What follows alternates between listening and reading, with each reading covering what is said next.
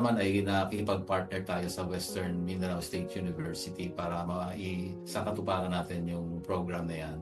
Marami pang mga sinasabi nga ni Robin, mga kwento, Kuya Lucho, na mga simple lamang na tulong na pwede naming maihatid sa awat biyaya ng Panginoon dahil naniniwala kami na kung nagawa ni Jesus na ibigay yung kanyang buhay sa krus, ano pa kaya yung mga maliliit na bagay lang naman na kailangan ng ating mga tagapakinig sa araw-araw. Yeah, so marami kayo na-experience, marami kayo na-ihatid na tulong, naintindihan nyo yung communities.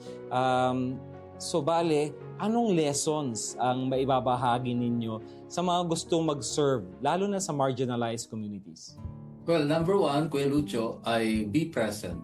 Hindi sapat ang voice on air. Kailangan may paa sa lupa. Hindi talaga mapaghihiwalay yung on air at on the ground. Magkakambal talaga yon. Pangalawa, listen first. Let the community teach you. Matuto tayo sa araw-araw at issue na kinakaharap ng mga nasa komunidad. Pangatlo, honor culture. Mahalagang makinig tayo sa ritmo ng kanilang buhay. No? Araw-araw yan.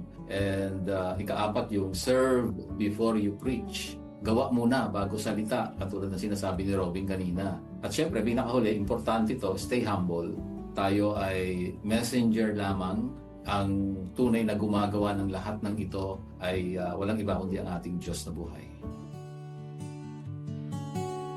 1116 DXAS, your community radio. Kasama sa araw-araw, kakwentuhan, kaagapay, kaibigan, kabarangay. Ito ang radyo. This is your community radio, 1116 DXAS, communicating Christ in our world. Ang tamang oras, ganap ng 6:00 ng umaga sa buong Pilipinas. May harding mapananalanginan, doon si Jesus naghihintay. O kainam ng panalangin ng hardin, doon kay gandang manalangin. Tayong natulog sa luklukan ng Diyos sa hardin ng pananalangin.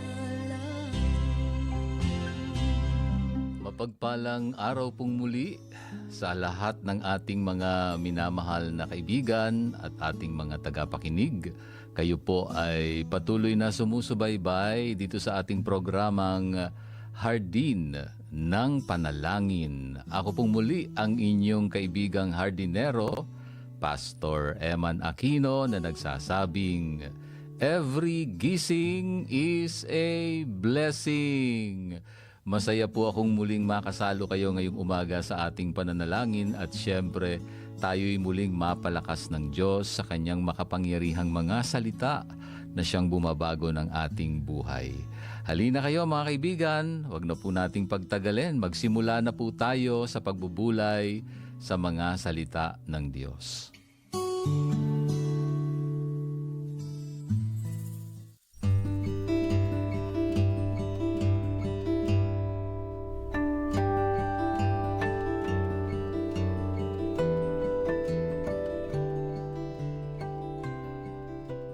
Isang mapagpalang oras po muli sa inyong lahat mga ka-HNP. Nagpapatuloy po tayo sa ating journey dito sa The Beauty in the Brokenness series. Kumusta po kayo sa araw na ito? Dito sa ating ika-4 na araw ng pagninilay, mayroon po tayong mahalagang katotohanang haharapin. Madalas kapag tayo ay nasasaktan, ang tanong natin ay, Panginoon, bakit ako? Yan. Pero ngayong araw, babaguhin po natin ang pananaw na iyan. Ang tema natin ay comfort to comfort others. Comfort to comfort others. Ang ibig sabihin, ang aray mo ngayon ay magiging alay mo sa iba bukas, no? So kung nasasaktan ka man ngayon, pagdating ng panahon, iyang hirap o sakit na nararamdaman mo ngayon ay gagamitin ng Diyos o magiging instrumento ka ng Diyos para naman yung iba ay magkaroon din ng kagalingan. Okay? So puntahan natin ang salita ng Panginoon ngayong umaga sa 2 Corinthians chapter 1 verses 3 and 4. Ikalawang Korinto kapitulo 1 talatang 3 hanggang 4. Sabi rito, purihin ang Diyos at Ama ng ating Panginoong Hesukristo, ang Amang mahabagin at Diyos na pinagmumulan ng lahat ng kaaliwan. Inaaliw niya tayo sa ating mga kapighatian upang maaliw naman natin ang mga nagdadalamhati sa pamamagitan ng kaaliwang tinanggap natin sa Kanya.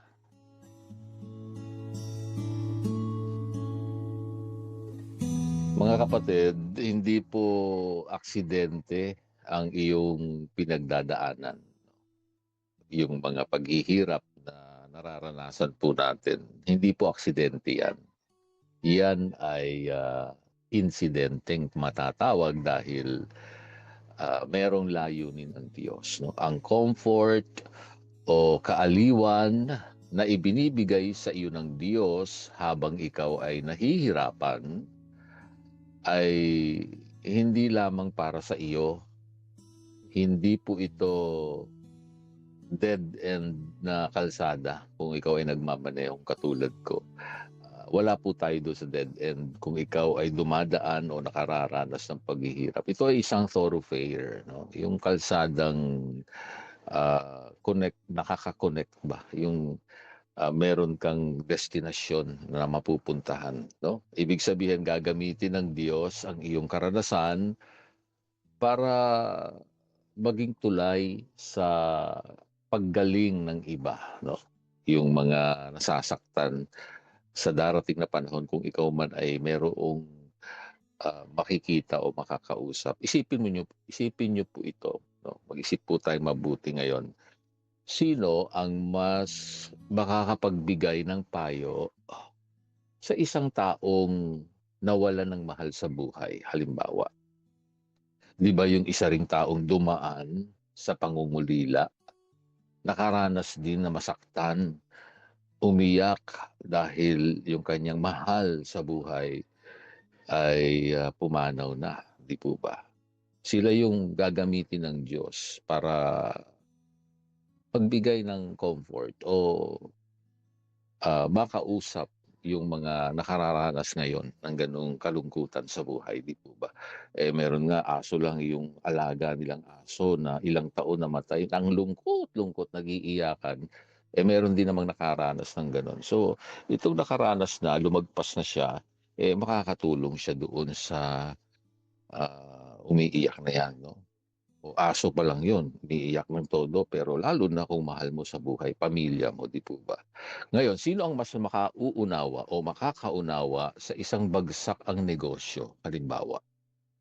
Di ba ang isa ring bumangon mula sa pagkakalugi? So, yun yung gusto nating makita. No? Your pain is your credentials. Kapag sinabi mong kaya mo yan, sasamahan ka ng Diyos.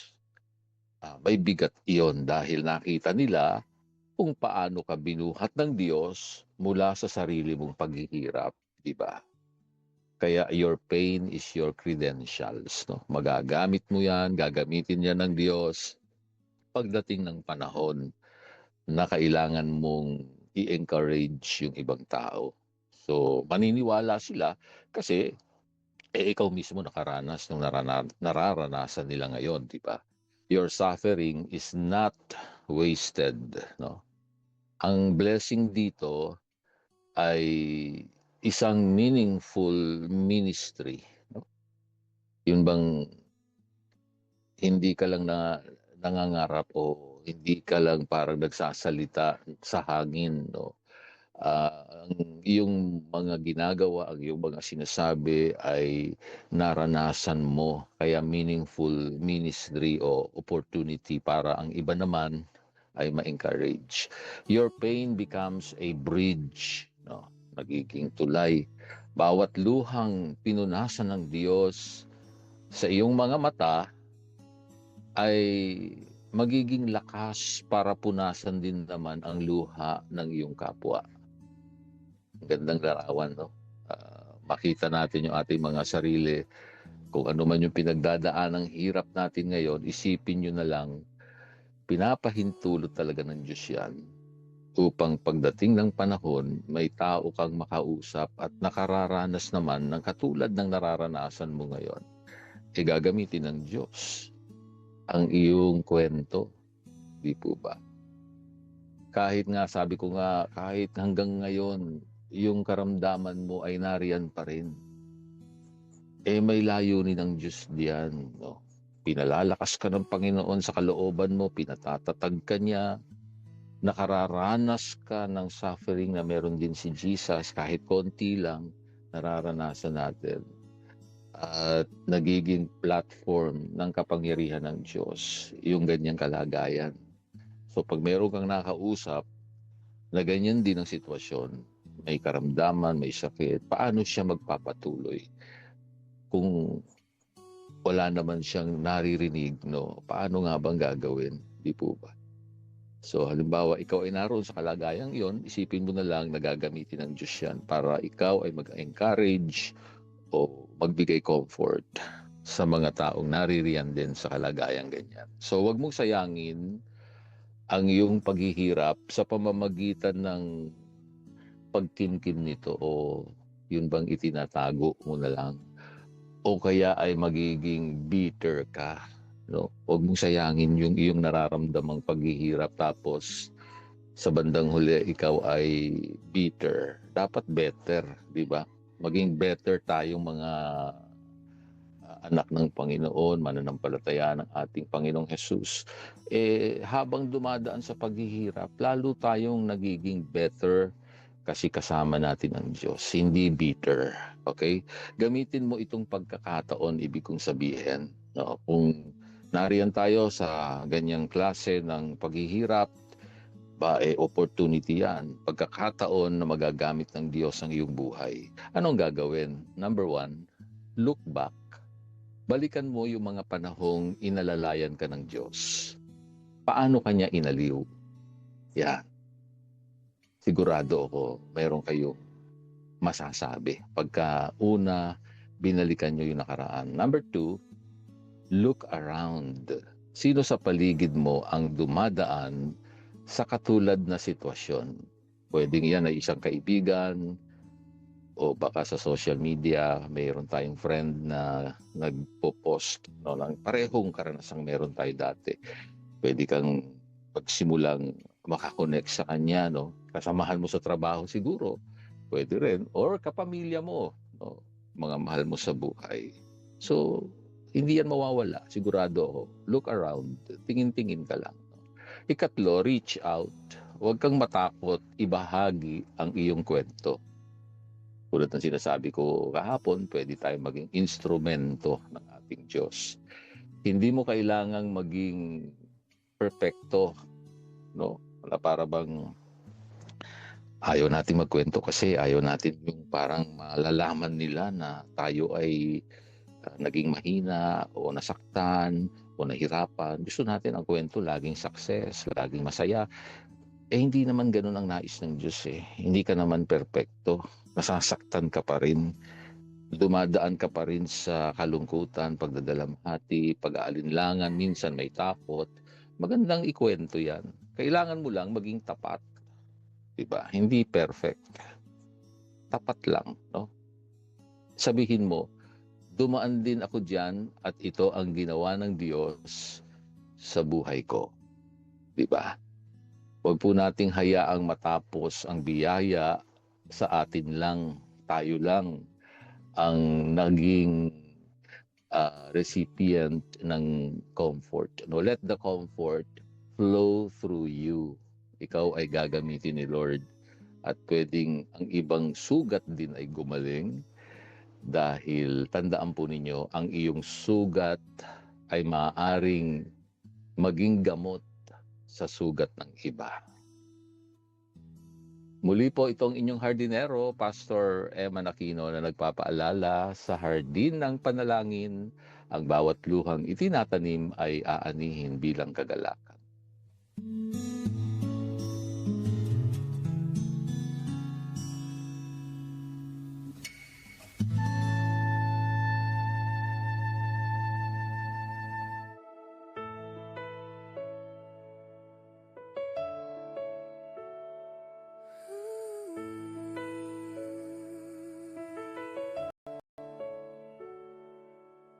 Magandang umaga, O Panginoon naming dakila. Purihin ang ngalan mo magpakailanman. Dumating nawa ang iyong kaharian. Mangyari nawa ang iyong kalooban. Sa aming mga buhay, ikaw lang ang papupurihan. Sa iyo kami umaasa, sa lahat ng aming kailangan. Sa mga tukso kami ay tulungang lumayo. Sa mga kasalanan kami ay patawarin. At patawarin namin ang nagkasala sa amin. Sa araw-araw ay ikaw lang ang susundin. O Ama namin, narito ang aming dalangin. Kami ay iyong dinggin, kami ay katagpuin sa hardin ng panalangin.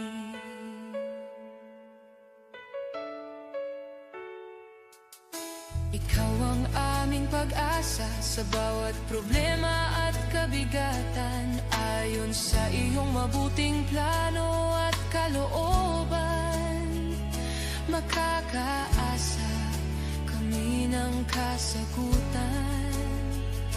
At bibigyan ng kalakasan at kagalakan. O Ama namin, narito ang aming dalangin. Kami ay iyong dinggin, kami ay katagpuin sa hardin ng panalangin. O Ama namin, narito ang aming dalangin. Kami ay iyong dinggin, kami ay katagpuin sa hardin ng panalangin.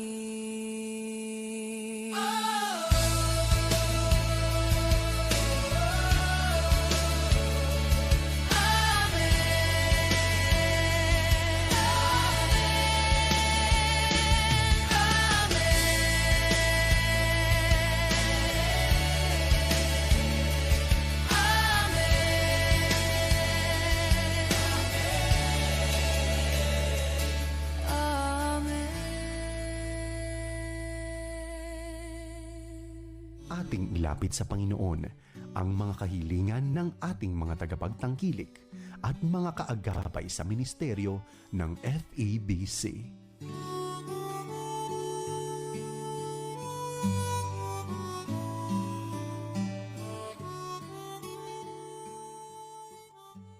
Kayo ay nakikinig pa rin dito sa Himpilang 1116 DXAS, Your Community Radio. Dito ang inyong kahilingan ay dinadala po natin sa presensya ng Diyos. Tayo po ay manalangin. Mapagpalang Ama, maraming salamat dahil kayo ang Ama ng lahat ng kaaliwan. Salamat po dahil sa gitna ng aming mga aray na nararamdaman, paghihirap, sa gitna ng sakit, takot, at pag-aalinlangan, hindi niyo po kami iniwan. naging makatotohanan sa amin ang iyong mga salita, ang iyong mga pangako. Kaya patawarin niyo po kami kung minsan ay nakatuon lang kami sa aming sariling hirap. Ngayon, binubuksan namin ang aming mga puso. Gamitin niyo po yung aming mga marka ng mga sugat namin sa nakaraan bilang patotoo ng iyong kagalingan. At nang sa ganon, yung sugat din ng iba ay gumaling. Tulungan niyo po kami makita yung mga taong nangangailangan ng yakap at salita ng pag-asa na kayo mismo ang nagtanim sa amin. Hayaan ninyong ang aming buhay ay maging alay para sa ikalalakas din po ng iba. Pinapanalangin namin ang aming mga tagapakinig ngayong umaga. Pagpalain niyo po bawat isa sa kanilang kalagayan. Dalangin din namin na kaming mga ginagamit niyo pong instrumento, lalo na dito sa FEBC, ay patuloy mong bigyang lakas upang magawa namin ng mahusay ang napakaganda o meaningful na ministry na ipinagkatiwala niyo po sa amin. At sa araw-araw na aming pagsasahim papawid, patuloy na matagpuan niyo po kaming tapat na ibinabahagi ang mabuting balita ng aming Panginoong Hesus at nagbibigay ng pag-asa sa bawat isa. Salamat po doon sa mga taong ginagamit niyo pong instrumento para maging partners po namin dito sa aming broadcast ministry. Salamat sa mga donors, salamat sa mga prayer partners, at sa aming mga broadcast partners na tumutulong sa amin upang magawa namin ng maayos at maabot namin yung hangarin ng aming ministeryong ito sa FEBC until all have heard. Dalangin din po namin ang kalagayan ng bawat isa ngayong umaga. Pagpalain niyo po si Ate Baby Adriano. Panginoon, ikaw ang nakakakita ng kanyang kalagayan. Ano man yung pananakit ng kanyang tuhod, sa pangalan ni Jesus, hinihiling namin ang kagalingan. Maging ang left foot ni Daphne, dinadalangin ko din na patuloy na ikaw magbibigay ng lakas sa kanya. Sa pangalan ni Jesus, itinataas ko rin sa iyo, Panginoon, ngayong umaga, ang aming mga kaibigan, si Bel Estraniero na nasa Macau, ingatan mo siya, pagpalain mo siya, Panginoon. Si Margox J. Lahinday, dalangin namin ang kagalingan niya. Sa pangalan ni Jesus, si Raincy Arieta, dinadalangin ko po sa inyo ang buong pamilya, Panginoon. Gamitin niyo po sila at pagpalain niyo at palakasin ang bawat isa. Dalangin kong patuloy na makatagpo kanila, Panginoon. Dinadalangin ko rin sa mga oras na ito, Ama, sa ngalan ni Jesus, ang Avino family. Salamat po sa pangangalaga mo kay Ate Glenn, kay Kuya Tisoy, maging kay Rosena Manaksa. Panginoon, ikaw ang Diyos sa kanyang buhay. Ano man ang kanyang pagdadaanan pang cycles ng chemotherapy, sasamahan niyo siya hanggang maging malaya po siya sa karamdamang ito ng cancer. Sa ngalan ni Jesus, tinataas ko rin ang Senon family. Salamat sa kanilang buhay, kay Alexander, kay Elsa. Pagpalain niyo po sila kasama ng kanilang mga anak. Ganon din po si Lydia Ordiales, Ate Blessy Kunanan, si Kuya Dan, si Mamang Ding, at si Nana Doyet Saldea, si Mamang Sosimo, Nana Cristina Saldea, at si Nana Luisa, at kanilang mga pinsan at mga pamilya. Dalangin ko makatagpo ka ng bawat isa. Salamat po sa pangangalaga nyo rin kay Ma'am Agnes sa Bonyog family. Alam kong may layunin kayo sa kanilang buhay. Dakilang Diyos, malungkot man ang mawalan ng mahal sa buhay. Pero alam namin sa gitna ng ganitong pagdadalamhati ay naroon po kayo sa kanilang pamilya. Samahan niyo po silang patuloy at ang presensya mo ang magbibigay ng comfort. Salamat din po sa Espiritu family, kay Kuya Boy, kay Ate Feli, kay Jerry, kay Mercy. Salamat, Panginoon, sa pangangalaga niyo po sa kanilang kalusugan at maging sa maliit na negosyo. Ikaw ang nagpapala maging sa buhay ni Mark, ni Paul at ni Merari Lay. Sasamahan niyo po sila. Si Glenda, dalangin kong patuloy ikaw ang magpapagaling, Panginoon, sa ngalan ni Jesus. Kay Ate Remy, dalangin ko rin pagpalain mo siya patuloy sa mga oras na to, Panginoon. Tinataas ko po sa iyo kanyang kalagayan, kasama si Tideng Mangundayaw, si Evelyn Negrito, salamat sa kanyang buhay. Pagpalain mo si Leonie Lopez, kasama na rin si Kuya Ador, malapitan, pagpalain mong buong pamilya at complete recovery. Idinadalangin kong patuloy kay Kuya Ador.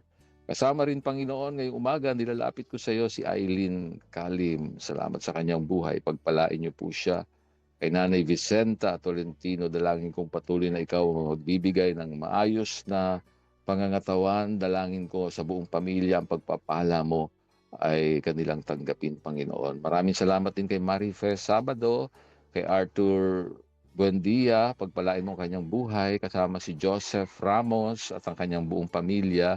Tinataas ko po sa inyo ngayong umaga si Digna Bayot at si Nona Belen, pagpalain niyo po. Salamat din kay Ate Gloria de la Cruz sa kanyang buhay, ang lakas, patuloy mong ipagkaloob. Kasama rin si Gary, si Gail, si Gilbert, si Gladys at maging si Grace, Panginoon. Tinataas po namin sa umagang ito. Maraming pong salamat sa patuloy mong pangangalaga sa bawat isa at ang lahat po ng ito ay magbigay ng karangalan sa iyo. Dalangin po namin ang lahat ng ito sa ngalan lamang ng aming Panginoong Hesus. Amen.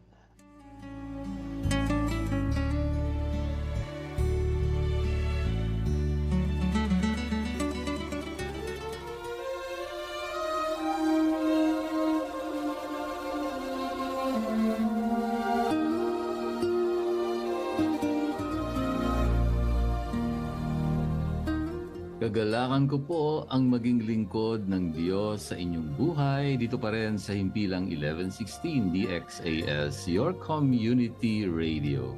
Isa lamang po kami sa mga himpilan ng FEBC Philippines, kasapi ng kapisanan ng mga broadcaster ng Pilipinas. Kung nangangailangan po kayo ng panalangin at pagbisita sa inyong bahay, maaari nyo pong ipadala ang inyong mensahe sa mobile number 0917-125-8201. Hanggang sa susunod pong muli sa parehong oras at himpilan pa rin, maraming salamat sa inyong pakikinig at maraming salamat kay Rolando Alfonso at Romel Paulino na umaalalay sa atin sa bawat umaga. Ako po ang inyong hardinero, Pastor Eman Aquino. Paalala po muli, sa lahat ng ating ginagawa, luwalhatiin natin ang Diyos.